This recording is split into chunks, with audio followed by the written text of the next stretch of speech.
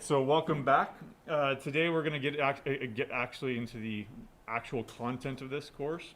Remember, if you are watching online, or if you're here and want to ask questions, go ahead and use Piazza or raise your hand if you like. I am also monitoring the YouTube chat if you want to jump in there and answer any questions or ask any questions there. You all saw the basic process of programming into a plain text file, a source file, compiling that and running that both hopefully from the C perspective and from the Java perspective. What I wanted to do is I wanted to walk through that process a little bit more detail to show you what's going on behind the scenes, to show you that it's not just, it's not just one command that's doing everything. In fact, I think somebody asked yesterday or on Tuesday, you don't have to compile Java. Well, no, it's just going on in the background for you, right? That's your IDE doing all the magic itself. Likewise, GCC, when you use that, that was doing a lot of magic behind the scenes too. I want to walk through and demystify a little bit of that magic before we go on. So a source file is basically just a plain text file. It is not a Word file. It is not a rich text file. It is a plain text file, an ASCII text file. It contains computer code that is in a particular programming language, C, Java, whatever, right? You don't edit code in Word, right? It has to be plain text, a plain text editor. The source file is then basically, this is from the C perspective, is compiled into an executable program. But there are several steps along the way. When we ran, say, GCC hello, right? Oh, where am I? Honors first, right? GCC hello.c, right? That was all opaque to us, right? It was all one shot. It got done all at once. There was actually a step-by-step process there. The first step was that it was assembled. So it's taking this high-level C code, which looks like this again, and it's assembling it into what's called assembly language. Now we can look at that and see what it looks like by executing GCC with a different command here. This is a flag, hyphen capital S, tells it don't compile it into an executable program, assemble it into assembly language. What does assembly language look like? It's even less like English, right? So up here we have natural language, English, very something that we understand and speak to each other. Down here at the very low level, you have binary. That's what the computer speaks, right? If we were to open that a.out file, remember, it's just a bunch of binary. It's completely incomprehensible to us. But C code is, high-level programming language code is a little bit, it's one step below natural language, right? Assembly code is even one step below that, right?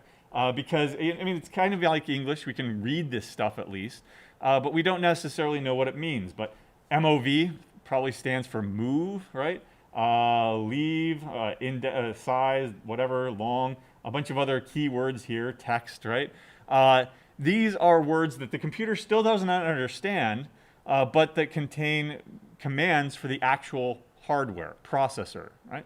And it basically is a language like load up the value 5 into register 3.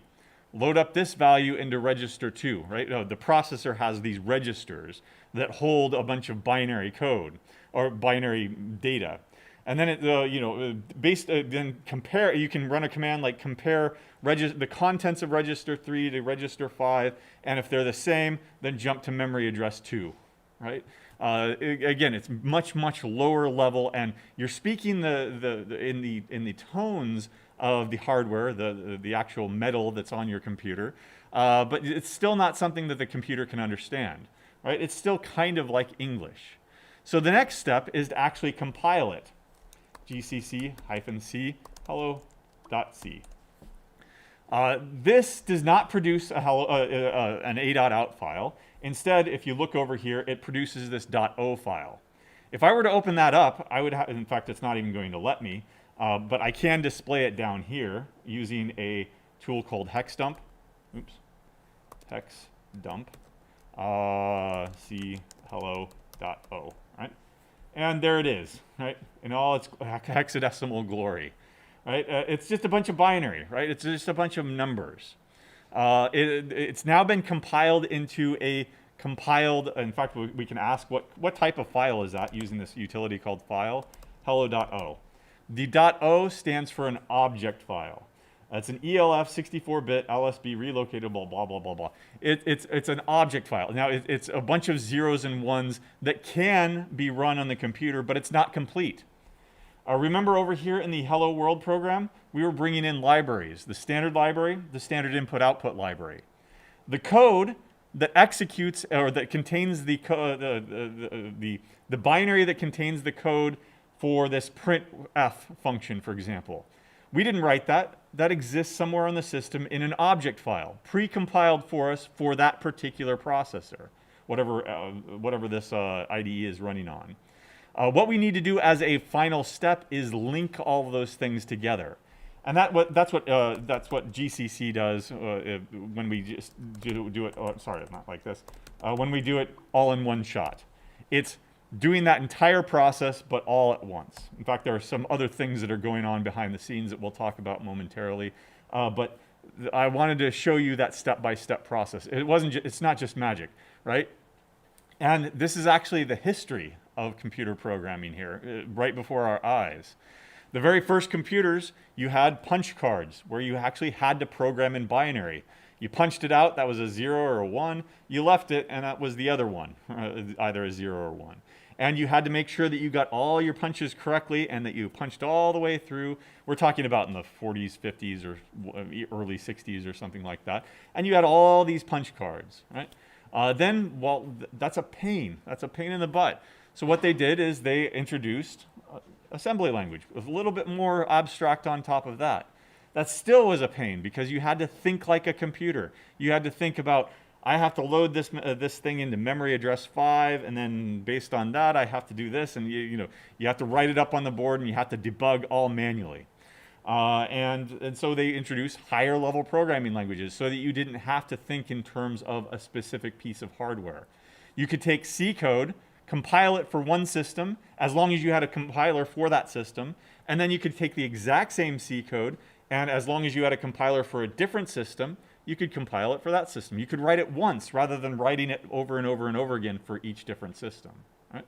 Question? Yeah, go ahead. Is that essentially the point of like React Native then? So is that like a compiler from like iOS, like the compile for Swift UI? That's the idea. That process is a little bit more like transpiling.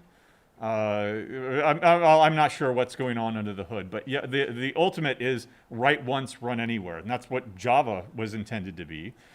Because now you have, with Java, you have yet another layer of abstraction in there, the Java virtual machine.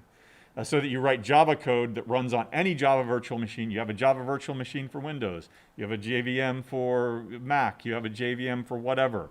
And you write it once and you run it everywhere, right? Something like the React Native, that's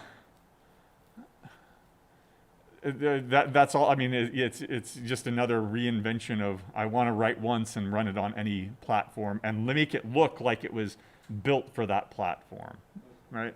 But yeah, it's the same idea that I want to run this on millions of different disparate, dissimilar devices. I don't want to have to repeat myself, right? That's the DRY principle. DRY, don't repeat yourself, right? We'll talk about that later. Right? There's another question or not? No? Okay. All right. I'll go ahead and I'll put that in the notes so that you have it, that process. But again, that's not something that you do as a matter of course. Later on when we do more complex programs, it will provide what's called a make file, because if you've got, say, hundreds of different source files, dozens of different libraries that you're bringing in, then you have to have it's called build management. You have to have these complex rules for first compile that thing because this thing over here depends on that thing over there. So compile that one first, then you can compile that one, and here's how you do it all. Here's bringing all these things together. It can be quite complex, and so it requires yet another programming language called make, right? Or in the context of Java, there's Ant or Maven or build system, entire build systems like that.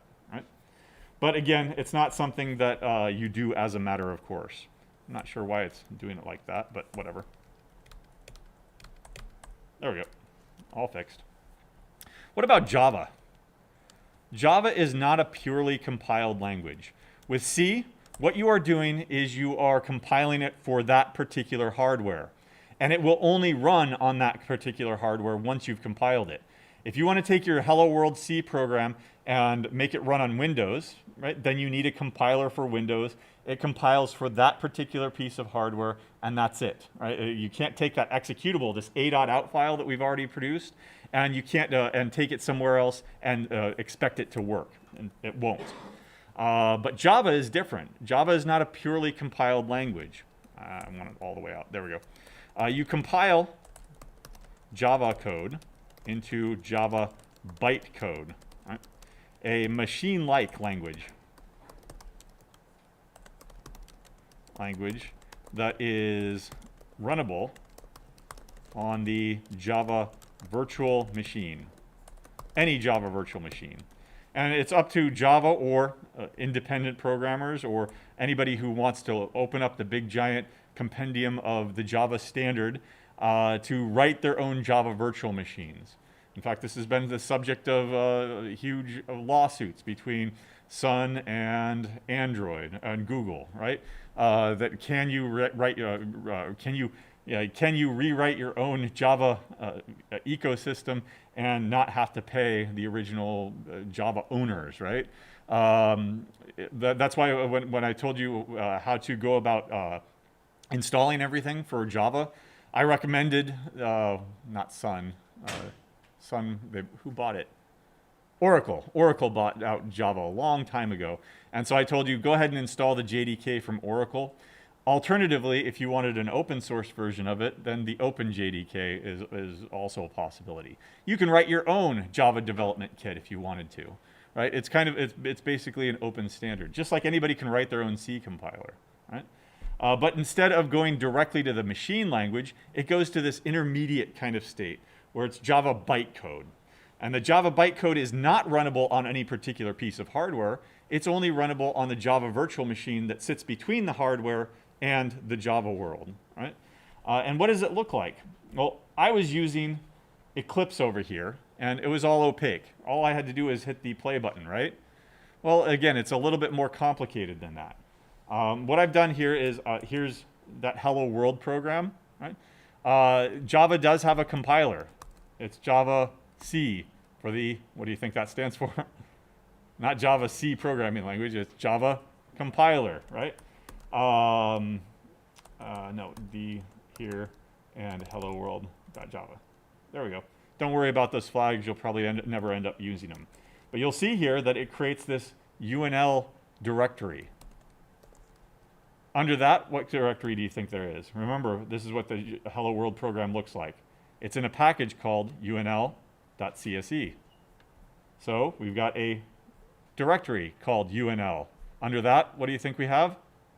A directory called CSE. And under that, we have this file called helloworld.class. Not a.out, because that would not be runnable. In fact, if I go into this and I ask, what type of file is that? It says that it's, well, okay, it doesn't give me that much information, but that's its best guess. I can use a utility here called Java P to tell me about it, though. Right? There it is, and I don't know, verbose. Yeah, there we go. So there's, I mean, actually, no, let me show you what it actually looks like, right? It's some binary, right? It's some English, right? But it is not something that can be runnable. Remember that we ran a.out by going a.out? I can't do the same thing here. I need to run this, hello, what is it, world.class, right? Permission denied. That's not something that's runnable. I need to run that within the Java virtual machine. So the way to do that is, let me go back out over here.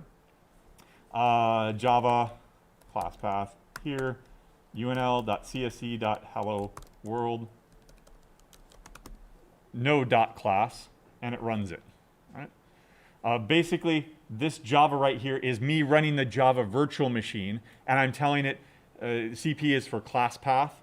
starting here, I want you to run the thing in the UNL CSE package called Hello World. Right? And it goes out and finds it. Oh, okay, well, I found that Java bytecode. I'll start processing it and running it.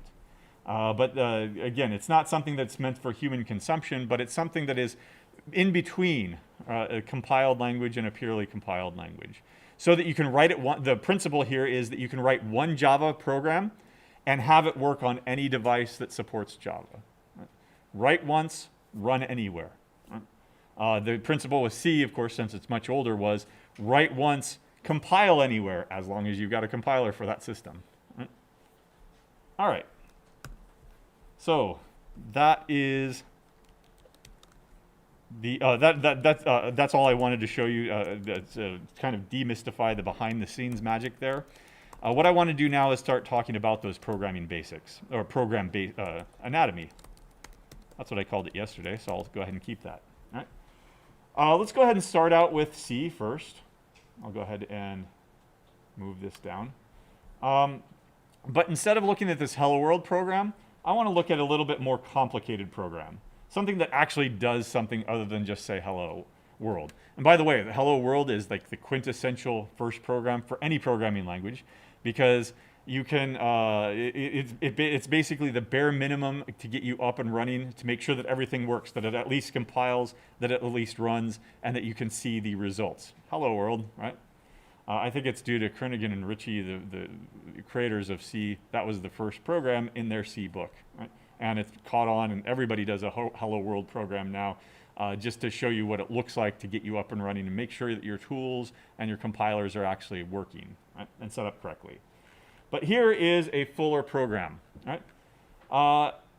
Now, ignore this sentence for a second, and let's just walk through it really quick and see if we can understand or grok, G-R-O-K, there's your word of the day. Right, that's lingo. Right? Grok is to understand by just looking at it or intuitively understand something. Right? It's from a science fiction book. We can talk about that later, though. All right. Anyway, it's used in software. It's a slang, software development slang. Right? All right. So what does this do? KMS per mile. Okay. Okay. It looks like it prompts the user for input. Please enter miles. So if I were to run this, what do you think it would do? It'd prompt you for input, and it'd sit there and wait for you to mash the keyboard until you've entered the number of miles. Right? And then, read the input, scanf. Okay. Printf, scanf. KMS is equal to KMS per mile times miles, and then we output this message. Blank, or %f miles is equal to %kilometers. Right? So what do you think it's doing? It's what? It's converting what? Miles to kilometers, right?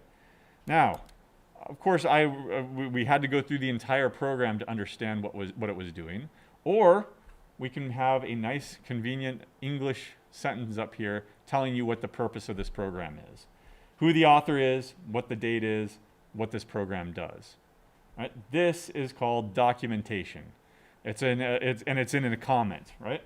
So the first thing I'll mention here are comments. Comments are human readable messages embedded in code. Right. Is that large enough for everybody in the back? Okay. I can go in a little bit more. There we go.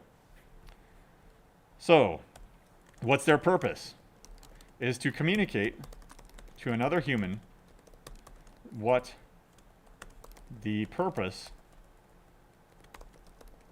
of your code is. Right? Comments or documentation tell the what, or the why, and the how. I don't know. And the, yeah, I'll say it like this. The what and the why. Not necessarily the how. Right? So, what were my comments with this first program here? This program converts miles to kilometers, right? I'm telling you the purpose of this program. Do I tell you how I do it? That I read input from the user, I then multiply by 1.60934, and then I output it to the user? No, that's what the code is for. Code should be self-documenting, right? Generally, code should be self-documenting. What that means is that any reasonable person who has programming experience should be able to read the code and understand how it works. Right? But they shouldn't have to read the code to understand what the purpose is, the what and the why. Why did you do it this way? Well, I did it this way because, or like square root. How do you compute a square root? Right? Well, why did you use that particular algorithm? I use this particular algorithm because it has these convergence properties and it's not susceptible to round-off errors or whatever, right? That's the kind of documentation that is intended for another human user. I will note here that this kind of documentation is not good documentation, right? Look at this line, printf, please enter the number of miles. Right? Once you understand what printf does, and certainly hopefully by the end of this week, and certainly by the end of this course, you will know what printf does. It prints to the standard output. Do we need that documentation, that comment string right there? No. That's superfluous. It's cruft. So there's another lingo term of art here. Cruft. I meant to look it up, but I think it's at Yale or Harvard or something. That's where the term originated from. There was a Cruft Hall, which was just this older building that nobody used. And so if you had some junk, you threw it into Cruft Hall, right? A broken projector, a bunch of filing cabinets you no longer use, go ahead and throw it into Cruft Hall. Right? And it became known as the junkyard, the clutter, the stuff that you don't need. This is clutter. It's cluttering up your code. Don't do that. Right?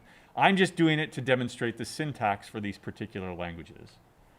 Comments that are multi-line begin with a / and end with a //. Comments that are a single line begin with a, what kind of a slash is this? Is this a backslash or a forward slash? Forward slash.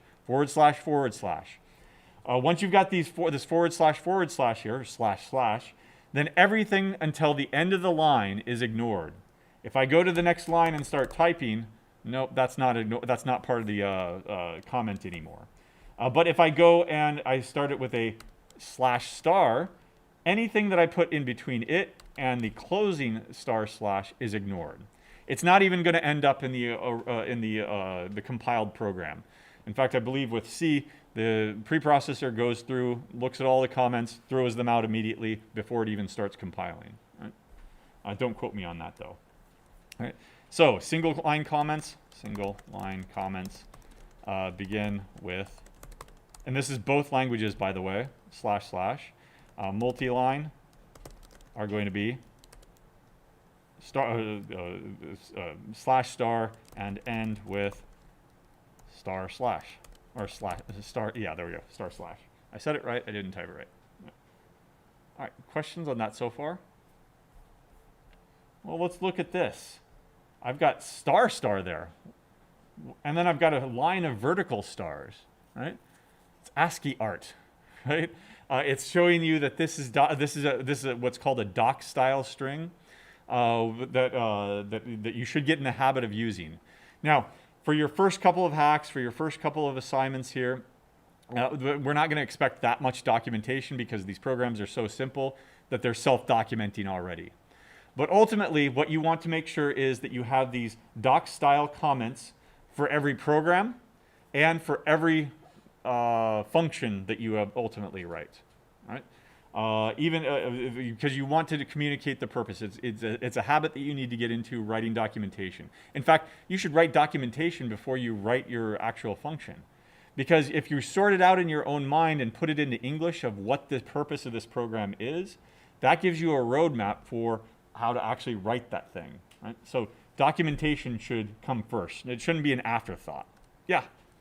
So, if you go back to the code real quick, Okay. I know it says prompt the user for the input. Uh-huh. Printf isn't going to allow for any sort of like user input. Right? Nope. It just prints something to the screen. It's a prompt. Please enter this input. Okay. It's the scanf that's the opposite, right? Scanf is the input. So this is output, this is input. So if you were to compile and run that, would it actually run? Let's find out. Compiles, And what is its behavior? Please enter the miles. It'll sit here until the heat death of the universe, waiting for me to input something until I actually input something. I didn't run this morning. But usually I run 10K, so that's 6.2 miles about. Yeah, a little less than 9, or a little less than 10K, right? So that act of me typing, mashing my keyboard, hitting enter is what tells it, okay, read what I just typed to you. Because if I don't do that, right, and it's just going to sit here forever. And when it does that, I can't believe it gave me an actual answer, but whatever, right? Now, here's another interesting question. What if I said 10? T-E-N? 0 and 0. We'll understand that why later on. But the interactive keyboard input is very, very prone to error because you ask them for a number, there's no guarantee that they'll just mash the keyboard and give you whatever you want. Right? Is there any other question or no? Okay. Okay. Doc style comments begin with a /** and have a vertical line of stars. Right? Get in the habit of using them. Why? Because if you write documentation like that, you can actually embed a whole bunch of things in there. You can actually embed HTML, and so you can link to like an external Wikipedia page or something explaining the algorithm that you actually just implemented. Not only that, but you can take a Docker, or not a Docker, but a doc-style comment system, and it'll go through and it'll generate nice-looking PDFs or nice-looking web pages of all your documentation, but only if you use that doc-style commenting system. Right? All right. Let's see. What else do we have in this C program here? What's next? Libraries. And that hash define, right? Those are called preprocessor directives, right? Preprocessor directives, and again, this is in C, begin with a hash, right? Hash. You can include external libraries using the include, right? And providing the name of the library. That is the .h is for the header of that library. We'll talk about that much later on when we start writing our own libraries. Basically, you're bringing in definitions or prototypes of functions. You'll understand all of that later, right? Just for now, understand that you use that less than and greater than. We sometimes call those Langle-Wrangles. Why? Because it's an angled bracket and an angled bracket. This is the left one and this is the right one, so Langle-Wrangle, right? And so that's why we call those Langle-Wrangles sometimes. Otherwise, here's another example. What might be useful to include? Well, what did we include here? We included the standard library. We included the standard input-output library. We didn't do too much math here. This is just multiplication, and we'll talk about that later. But what else might we want to do if we wanted to do more complex math? Computing the square root, computing sine, et cetera, et cetera. Do you want to program those yourself? No. Let's bring in the math library, right? Math.h. If you're using the string library, string.h. If you're using whatever library, there's probably a library out there to do it for you. Yeah? Is there not just one giant collective library that you can import? You could, but that's kind of bad practice because first of all, if you bring in two conflicting libraries, then it ain't going to compile. But just including everything, you end up what's called polluting the namespace. So you bring in, what if you wanted to write your own square root function, sqrt, right? If you brought in all the libraries at once, you would never be able to do that. That function name would be reserved for you. So be intentional about things. Only bring in exactly what you need at the time.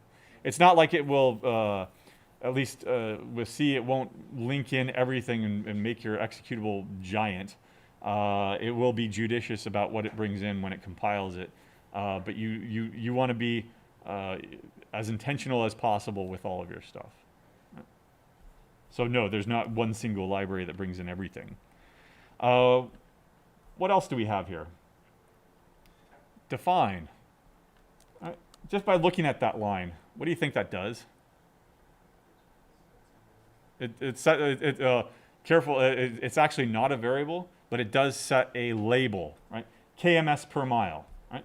That is the define, it's called a macro. Right? Anybody ever heard of the term macro? Right? In what context? Video editing. Ah, okay. Tell me about video editing. What is a macro? If you have some sort of macro, it's like running like a few different commands at once. Exactly. So you're doing some moderately complex task. You're doing A, B, and then C. Right? Instead of having to do A, B, and C every single time, you package it up into a macro, and then you run that macro, and it does A, B, C automatically for you. Right? The same thing here. It essentially is a cut and replace operation by the preprocessor. Right? Something that runs before the compiler. There we go. So what's going to happen here is that the preprocessor is going to come into my code and sees, oh, anytime I see KMS per mile, that label, I am going to replace it with this number over here, or whatever I could put over here. I could replace it with a bunch of garbage, and now it won't compile because it'll end up replacing it with HK blah blah blah blah blah. Right? I don't want to do that. Oops. There we go. The preprocessor goes through my program and sees, oh, okay, well, you want that number here instead, and so it replaces it with that number. What if we had done it manually instead? Right? Does anybody know how many kilometers there are in a mile off the top of their head? Like if I didn't have any piece of code here other than this number, if I just had 1.60934, would you know what that number represented? No. It's called a magic number. Right? If you use that number somewhere, then you're just using this mysterious magic number. Where the hell did that come from? Right? But if you use a label instead, now it's human readable, right? Now somebody understands just by reading what it is, and you could expand it out kilometers per mile if you really wanted to, make it even clearer. It's again, code is for humans. It's for other developers and other software engineers to look at your code and be able to understand it without too much thought. Right? Yeah? Is the syntax for labels all capitals? That's the convention. I can put whatever I want there. You replace A with B. You can put anything there that you want, as long as there's no white space. But in this case, yes, constants and labels like this are usually upper underscore casing. So all uppercase letters, then space out the names with an underscore. We'll talk about conventions here later on. Yeah? So before we move on from the hash section of this lecture, I just wanted to ask, so like that library and that input output you're bringing in, is that basically just telling the program like that how to convert printf to machine code? No, it's all this is doing is saying there is this function out there called printf. I don't know anything about it other than I just want to use it. Right? So there is some sort of stdio.o file somewhere on the system. That's up to the compiler to go out and find it and link it in the final step of that process that I showed at the beginning. Okay. Yeah. Right. Likewise, there's a math.o somewhere sitting on the system, and stdlib.o is sitting somewhere on the system. Right? Not necessarily that they have those names, but that's the idea. Right? All right. So another advantage of using this. I wrote at 1.6 down here. I wrote at 1.60934 up here. Right? If I use those magic numbers, and think about using it in multiple places, like 50 different places, and I wanted to change the value to be more precise or less precise, then what would I have to do? I'd have to change it in 50 different locations, right? Whereas if I kept it in one location and I wanted to make it more or less or correct it because there was an error or something, I only have to do it in one location. I don't know how many, what's the next number in the sequence? Anybody know? No? All right. But of course you could do it with, say, something like define pi, right? And I'll define that as 3.14, right? I want a more precise pi, right? So 1, 5, 9, blah, blah, blah, blah. Don't define your own pi. There is a pi defined in the math library called m_pi. And so you see the same convention here, right? All upper, but what does the m stand for? What do you think? The math library is pi. So if you really want to define your own pi, you can, and you won't be in conflict with each other, right? That's also another convention of prepending a lot of stuff with a library-specific name. There was a question, or answered? No? Okay. All right. Yeah, well, I've got a question.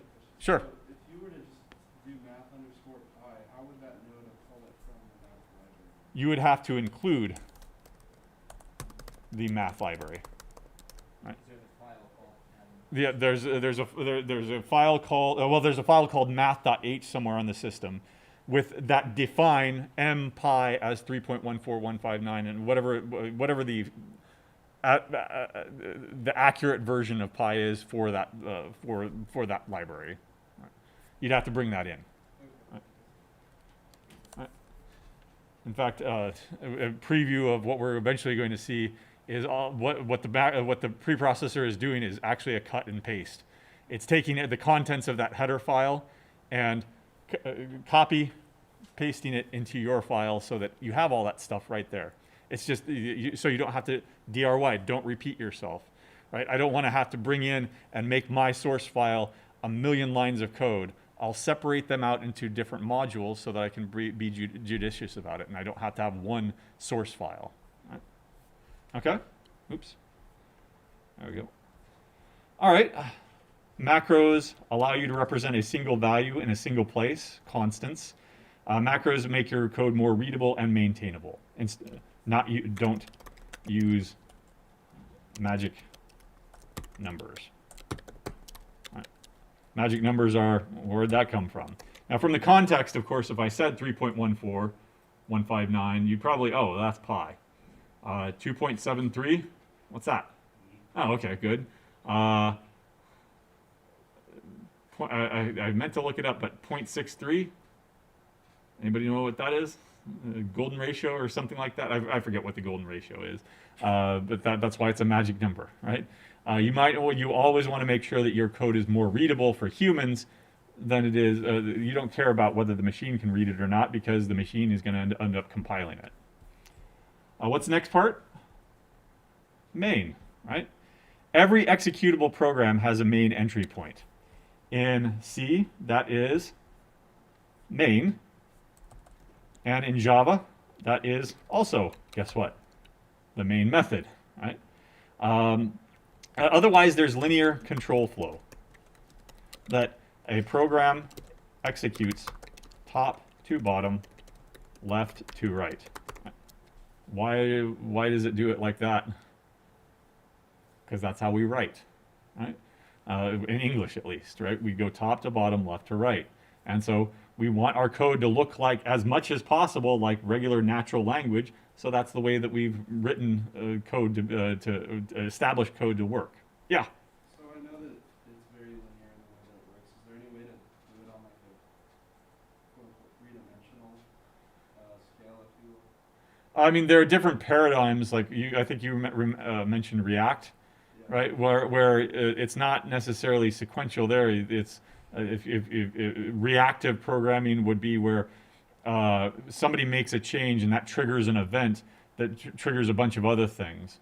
And it's not linear anymore. In fact, when we get to graphical user interfaces, we'll talk about this non-linear kind of programming. It's dang it, no, I can't think of the term, but it's event-based programming, where you're not sitting there going A, B, C, D. You are sitting there waiting for something to happen. When something happens, oh, okay, now I'll go ahead and do A, B, C. Right? You're sitting there waiting, listening in what's called a pull loop.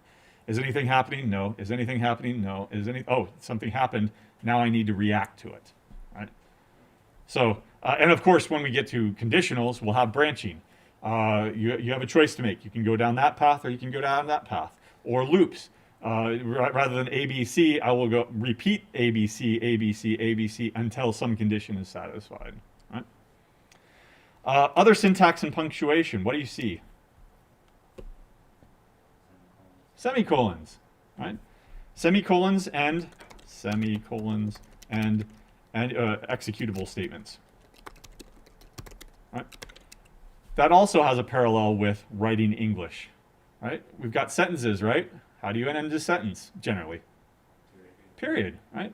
And so semicolons are our period in the coding terms. What else did you see? Curly brackets, right? Curly brackets denote blocks of code. Curly brackets, that's opening and closing, denote code blocks. That's kind of has a parallel with writing with paragraphs. Right? If you have statement A, statement B, statement C, and you package that all up into one unit using the curly brackets, that's a block of code, right? Oh, in English, you would write sentence A, sentence B, sentence C, and you would package that up into something called that's even larger. Think something between a page and a sentence. A paragraph, exactly. Right? What else did you see? Parentheses. Parentheses denote function calls or groups. Right? Groups of things. Right? What other groups did we see here? A comma. Right? What are commas used in English? Lists, right? To delimit things, right? Commas delimit. Lists of similar things. For example, down here, when I print out this message, blank miles is equal to blank kilometers, comma, I want to print miles, comma, I want to print kilometers. Up here, when I declare variables, I've got miles, comma, KMS, right? And so it's a way to separate things, okay? What else did you see? Equals? Okay, well, we'll talk about assignment operators here in a moment. Think about punctuation here. Quotation marks, double quotes, right? Double quotes denote strings, which are sequences of characters. You have to open the open the double quote and the double quote. Anything you put in there is part of one string. Okay. What else do you see?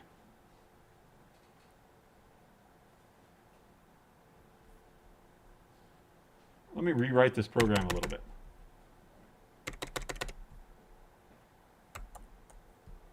And here I'm going to go tab. Is that as readable as it once was? No. What was I using before? Indentation. White space, right? A white space helps to make your code more readable. Right? In general, blocks or statements at the same level should have the same indentation. Right? And again, here's a parallel with writing English. What do you do with a paragraph? You indent the first sentence, right? Or you have a paragraph and then a single space and then the next space. Sometimes you do double space if you really want. If you have to do a 5-page or 10-page paper, you write 5 pages and then double space it, and you're good, right? I kind of double spaced here, and then I put a blank space between each major part. The spacing like that can be helpful by chunking pieces of code together. Right? I wouldn't necessarily do it like this all the time. I certainly would never willy-nilly just double space everything. One line, one blank line. One line, one blank line. One line, one blank line. Don't do that. Be judicious about it. Right? Think about paragraphs. Yeah. So, like, if you actually wanted to document something, you might Yeah, something. Yeah. Now, I wouldn't put a blank line between a documentation and the line, but maybe above it, yeah, something like that. Otherwise, if everything's just together, right? Think about a novel where there's no indentation. Right? It's just one big, a huge stream of consciousness word vomit. Right? It is very, very no periods, no capitalization. Right? It is very difficult to read. Likewise, your programs are going to be very difficult to read. I want to fix this, but I don't want to go back and retype everything. Done. Ah, cool tool. A style. It reformats it. Right? Now it doesn't take care of this kind of white space, but it will vertically align things for you. A style, KMS to miles. Now, get into the habit of writing it correctly the first time. Because when you write your English paper, you don't sit there and word vomit and then go back and indent, put your paragraphs, put your periods, right? You write it as you go. You write it correctly as you go along. Get into that habit. There are tools, however, that will help you do this after the fact if you need to fix it. There's a question? No? Okay. Yeah, go ahead. Is there a universally agreed upon format? Good question. Is there a universally agreed upon format? Absolutely not. In fact, if you look in the, they're called what are called style guides. Get into a style that you prefer, stick with it, and make it consistent. If you want to, you can look up, say, Google style, or GNU's style, or Microsoft style, and you can go along with that. When you eventually go to work for a company, hopefully that they've got some style guide. There are some generally agreed upon rules, like Java has a style guide that is was put out by Sun way back in the day that everybody still follows. But some variation is understandable. Those are style guides. You eventually want to conform to that style guide, but if you change companies and they have a different style guide, then you're changing your style. Ultimately, for this class, be consistent. Don't be all over the place like I just did. Adopt a style, stick with it. If you need to, you can use those tools like A style, or in Canvas, I've got a C formatter link, and it's got a website where you can go ahead and cut and paste your code, and then choose Google style, and it'll reformat it for you. Choose GNU style, and it'll reformat it for you in that style. If you want to check those out and see what it looks like so that you can start adopting some of those things and getting good habits, please go ahead and do so. Yeah? The tool that you use, do they come with the CS50? Yep, it's installed. I'm sure that it's on CSE as well. What about the equivalent of Java over here? Now this is this is Eclipse, right? So I shouldn't have said Java. I'll just say Eclipse here, right? Anybody know how to reformat that real easy? Oop, how did I do that? For Mac, it's going to be Shift Command F. For Windows, I believe it's going to be like Alt Control F, something like that. You'd have to look it up because I have a Windows machine over here, but I don't do any development on it at all. All right. So indentation should have the same level. Let's see. White space does not matter to computers. It definitely matters to humans, though. And again, adopt a style that is above all consistent. That's what we're going to be looking for. Reserved words. You might have seen those. Int, double, return. Those are things that are reserved by the language. You couldn't create a variable called result, or it's called a return. You can't create a variable called int. Those are reserved or keywords that are reserved by the language. Okay? All right, well, what about Java? Let's take this program over here and let's translate it into Java. New class. And what should I call it? KMS 2 miles. All right, there we go. And you see here how I did it. KMS 2 miles. So now we're going to get into conventions here. Whenever you name a class, use what's called upper camel casing. If you've got multiple words, then each word, all the words are shoved together because you can't use white space between identifiers. And the first letter of each word is uppercased. Right? This is upper camel casing right here. Okay. Let me go ahead and just, I don't know, paste. Is it going to work here if I just paste my C code? Nope. So I will go ahead and take this authorship and put it up here. That's fine. Right? In fact, C style syntax, it's using the same, everything that I just said about comments applies equally well here to Java. I'm going to comment this class here. Before I do that though, what about this package up here? That's Java's way of organizing code into directories and subdirectories. You don't want everything in just one place. You want to put the math stuff over in the math area. You want to put the billing stuff over in the billing area. You want to put the shipping stuff over in the shipping area, right? You want to organize your code, and packages are the way to do that. One common mistake people make is not using a package. Right? That's called the default package. You can do that, but it's discouraged. And because this source file is in the package unl.cse and it doesn't match its package declaration up here, it's not compiling. Right? That's okay. I can always move it if I want to. The default package is simply just no directories. And if I move it up here to the source directory, then it's at least happy about that part. Right? I just copied it basically. Right? So I'll go ahead and restore that over here. The package declaration has to match the where it is in the file system. Not only that, but could I misspell this? Kilometers. Right? Now it's not going to compile because of that. What's the problem there? Yeah, the class is called KMS to miles.java. That has to have the exact same name as the source file. The source file .java and the class name, they have to match. Right? So those are two rules / conventions, KMS. Oops. There. KMS to mile. Now it's fine.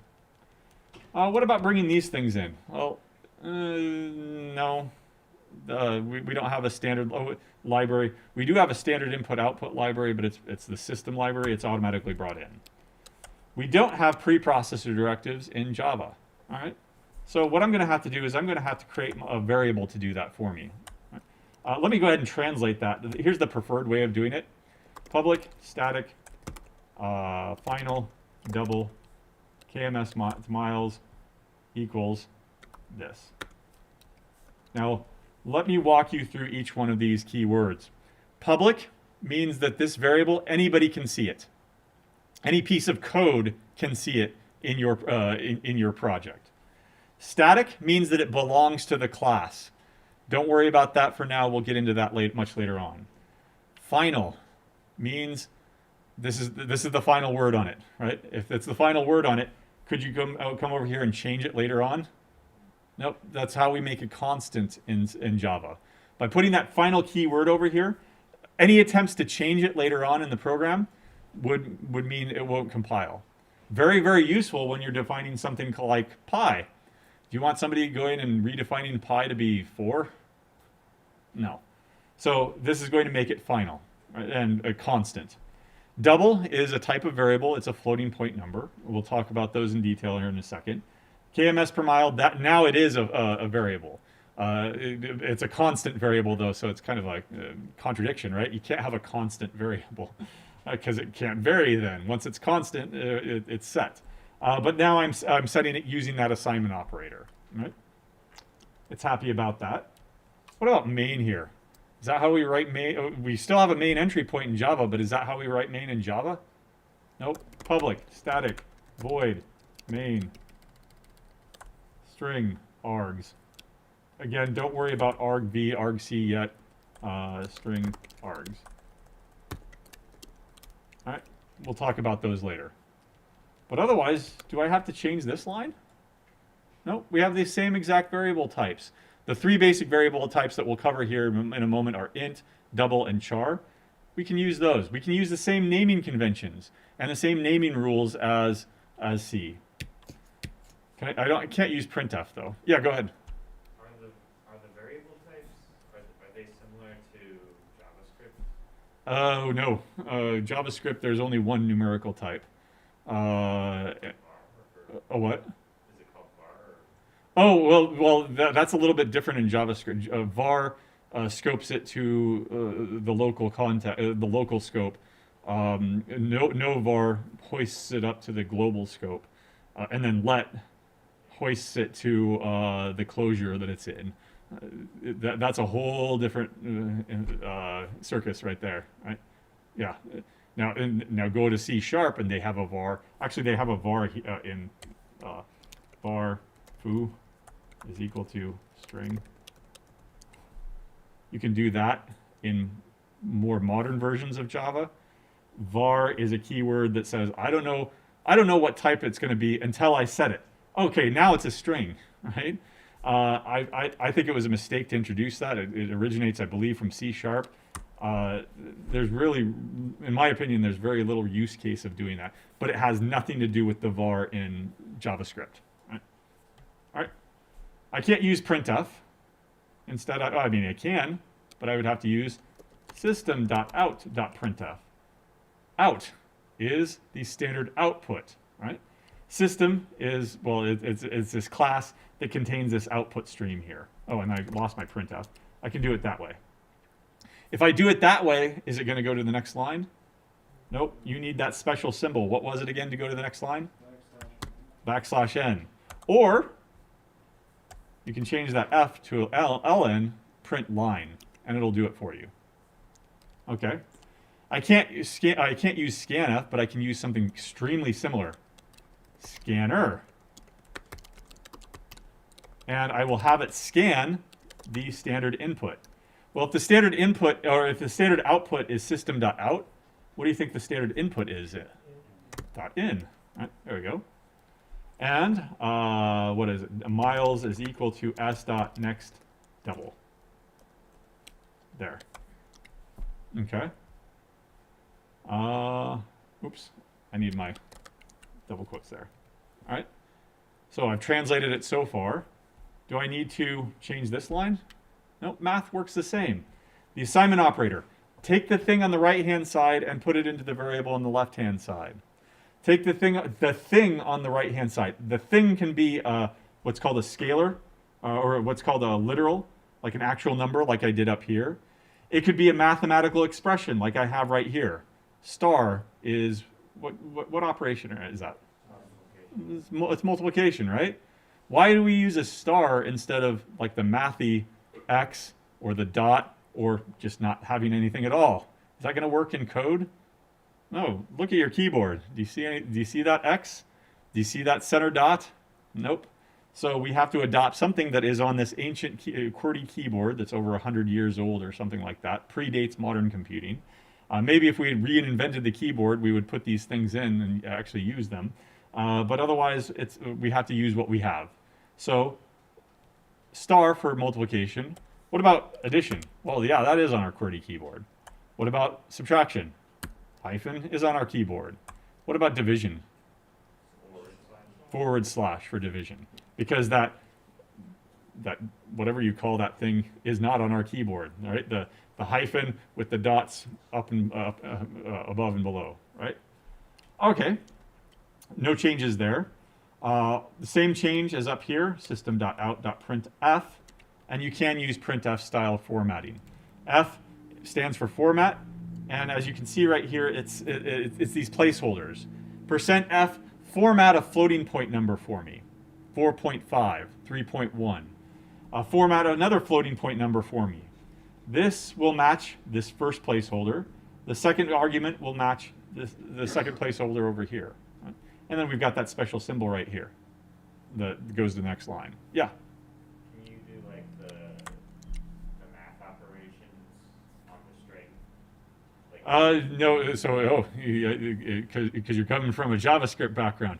No, you cannot. In either language, no, you cannot. So he's asking about, could you take a string, for example, say, I'll multiply this by 10 as a string.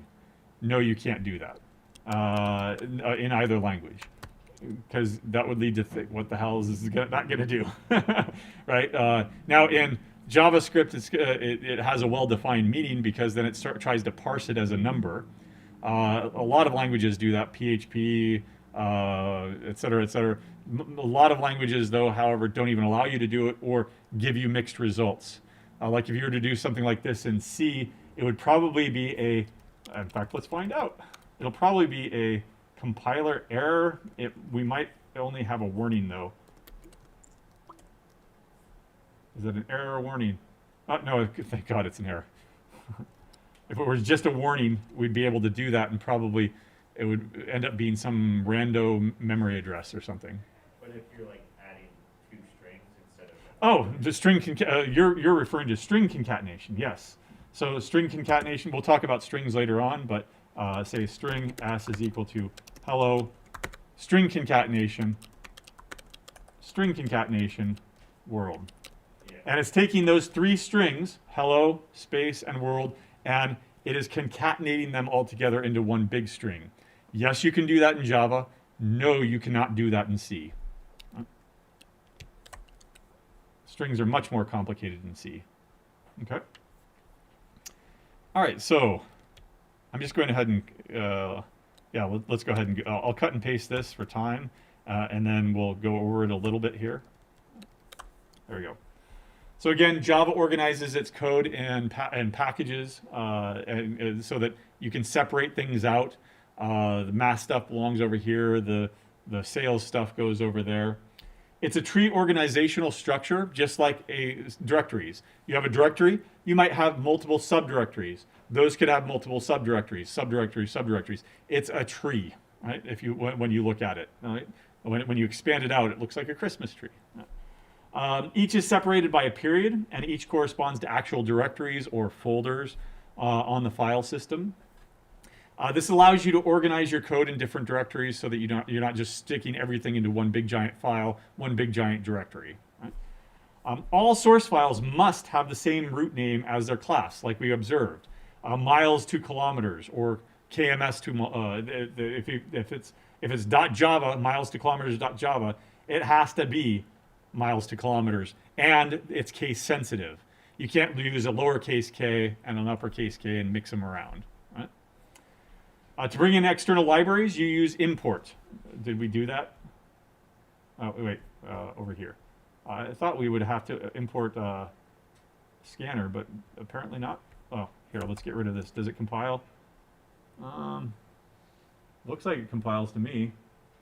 I thought it would. No, it did it automatically for me. There we go. That's Eclipse helping me out and importing that scanner. So that scanner is part of a different library. It's a part of it's a class called scanner. It is in a folder called Java under a subdirectory called utils, or util in this case. By importing that, I can actually use it down here. Now, when I hit play here, yeah, go ahead. Then I have the same interaction down here. 6.2. There's my same 6.2 miles that I do, right? Which is about 10K. Right? So same exact operations over here, right? Very, very similar. How many lines of code did we actually have to change? Not many, right? Most programming languages are like that, especially C-style syntax languages. C, C#, C++, even JavaScript to a point, Java, PHP, right? These are all family of C-style syntax where you have things that look familiar. Semicolons, blocks of code, curly brackets, all the same syntax, right? Just slight variations. Another example would be import java.lang.math, but in that case, it's unnecessary. Because in Java, everything under java.lang can be considered part of the standard library, which is automatically brought in. So there's that one instance where stuff is brought in because it's so essential that we're just going to bring it in for you. Strings would be another example, right? That's a built-in type that is actually not a built-in type. It's just automatically imported for you. You don't have to do it. And then you can use the math library like this, math.square root, right? And it'll compute the square root of 2. The main entry point in Java is the main method. You can have a main method. If you don't have a main method, then you don't have a runnable class file. Right? I misspelled main. Right? Am I going to be able to hit the play button now? Nope. I'll proceed, I guess. And it's going to complain, there is no main method in that class. It's not runnable. You can put code in there like the math library does. It puts a bunch of nice, useful sine, cosine, a square root or whatever. But there's no main over there. It's not executable. There's no main entry point that starts the program running. So let me come back over here and spell it correctly, and now it becomes runnable again. Yeah, get rid of that. All right. And 12 miles. There we go. All right. Comments are exactly the same. Variables are extremely similar. What variables have we seen so far? What types of variables? Types of variables in both languages. There are 8 built-in types, or maybe 9 built-in types in Java. We won't cover them all. There are several built-in types in C. We won't cover them all. I'm going to cover 3 basic types in both languages. Int, what do you think that stands for? Integers, right? Whole numbers are integer whole numbers. Right? Negatives, positives, 0. Right? But can you represent large numbers? Let's find out. Int number of people on Earth. How many people are on Earth? 7.8 billion, so 7,800,000,000. 1, 2, 3, 1, 2, 3. There we go. The compiler is not going to let me do that, right? Because that's too big of a number for a built-in integer type. What is an integer type? It is now you can quote this if you want to. Don't worry about it though. The details of it, that is. But integers are 32-bit signed 2's complements integers. Forget about that, right? When you get to computer hardware, when you get to the lower level stuff, you'll talk about 2's complement representations and how efficient they are in circuits and stuff like that. Understand the limitations. You can represent any negative number down to 1.47 or 2.4147 billion. You can represent any positive number up to 2.147 billion, but beyond that, you can't represent those numbers using a built-in int, right? Because it's a finite representation, right?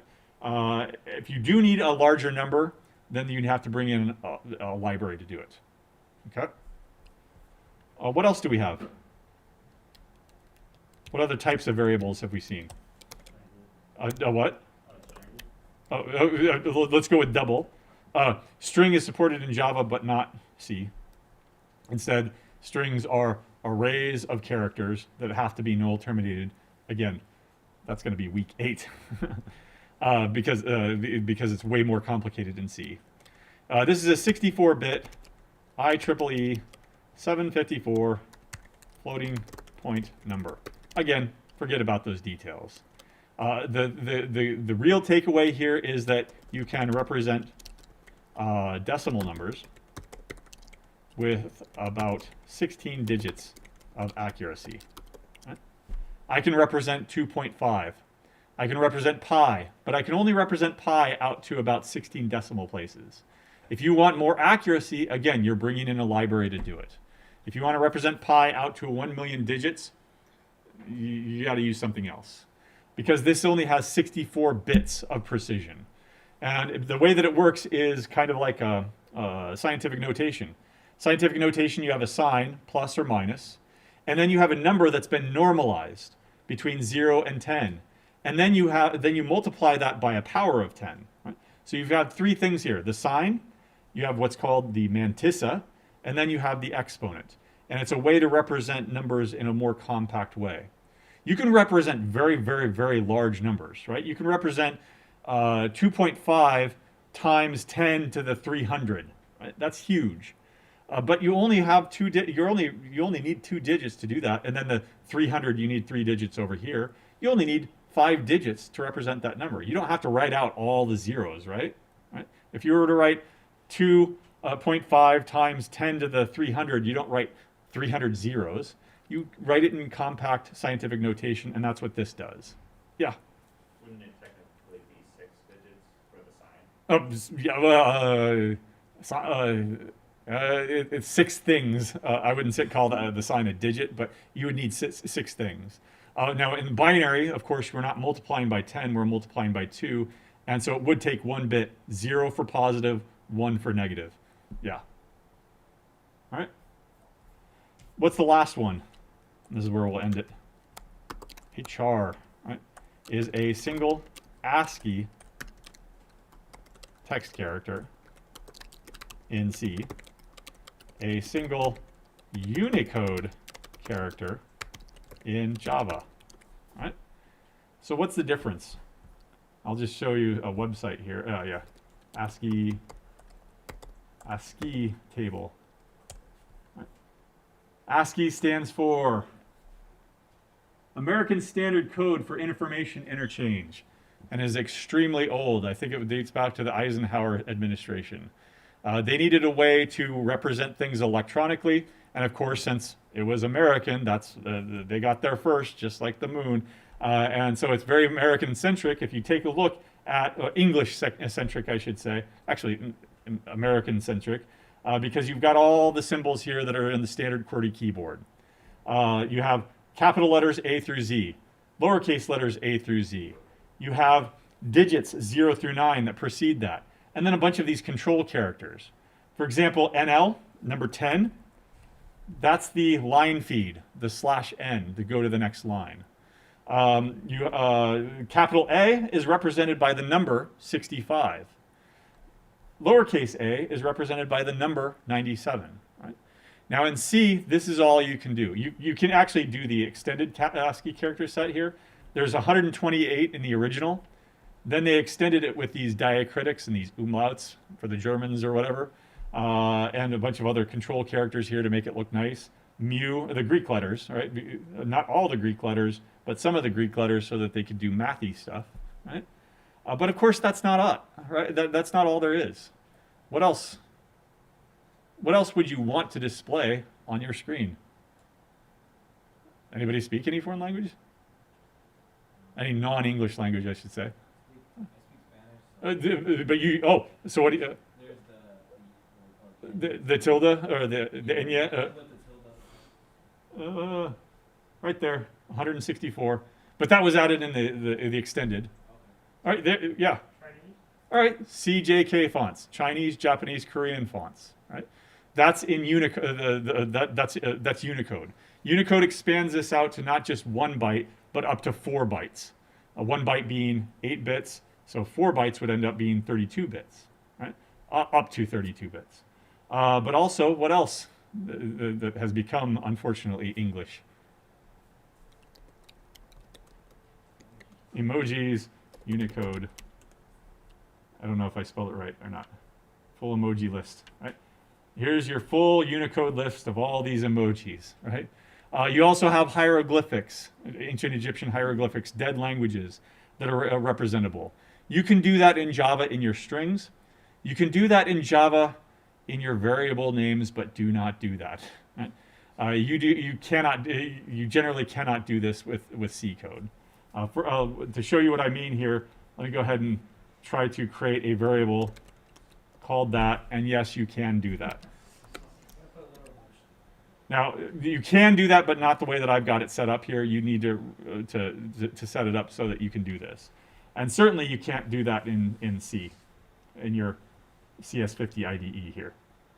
This won't even, I mean, you can, but this isn't going to compile. All right. Yep, useless type, I like that. It's a useless type. Actually, it's complaining about this because it's actually looking at the control characters here rather than the actual graphics that are rendered. Yeah. Your pen emojis in Java? Yep. So, string greetings is equal to, now, not there, okay, and then system.out.println. I don't think it'll work in the way that I've got it set up here. Greetings. Because the terminal output down here is not set up to handle Unicode, but you can embed it. Oh, wow, it did. So I take that back. Probably because this is a more recent installation from March, and so it's got full Unicode support by default now. Yeah, don't do that though.